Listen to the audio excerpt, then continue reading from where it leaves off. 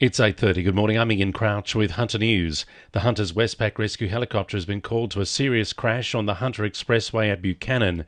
A truck crashed just after 7 o'clock, spilling its load across the motorway, which has been closed in both directions.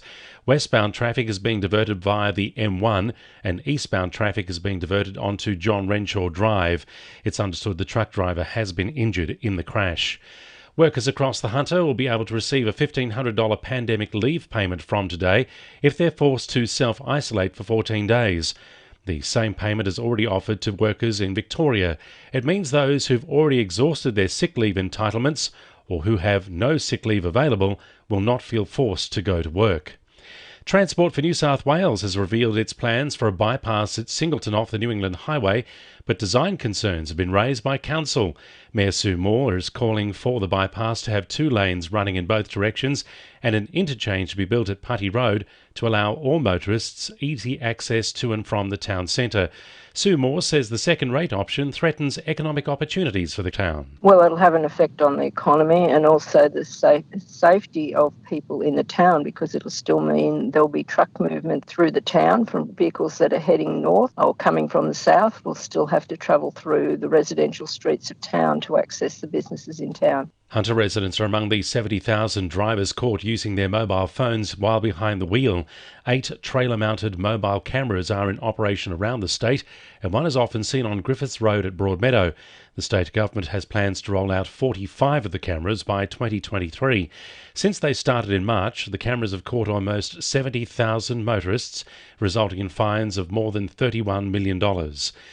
The Tertiary Education Union says there's already been strong interest in an early retirement scheme at the University of Newcastle. The move is part of a suite of proposals put forward by the university to save money during the coronavirus pandemic, as the institution faces a $58 million drop in revenue this year. The university has begun accepting offers from staff over the age of 60, with applications closing by mid-next month. The union is still questioning the need for the early retirement scheme and the proposed staff and salary savings measures, saying the university can afford to wear the cost of the loss in revenue. The Resource Recovery Centre at the Summerhill Waste Management Centre is celebrating its first birthday.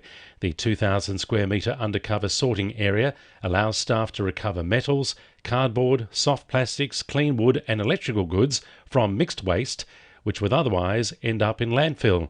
Newcastle Lord Mayor Nuatali Nelms has told NBN 3,100 tonnes of recyclable waste has been recovered.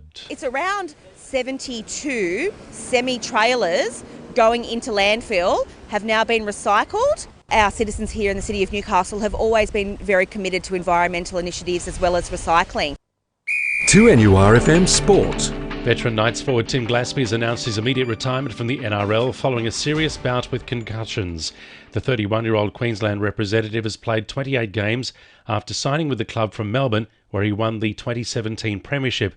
Glasby says he's had time to comprehend his decision, praising the support shown from the club and his family. I suppose it is a bit emotional, but at the same time I have seen it coming. I've known it's coming for a bit, so I've had some time to wrap my head around it, and it's, the boys have been great with it and got a very supportive family, so it's been good.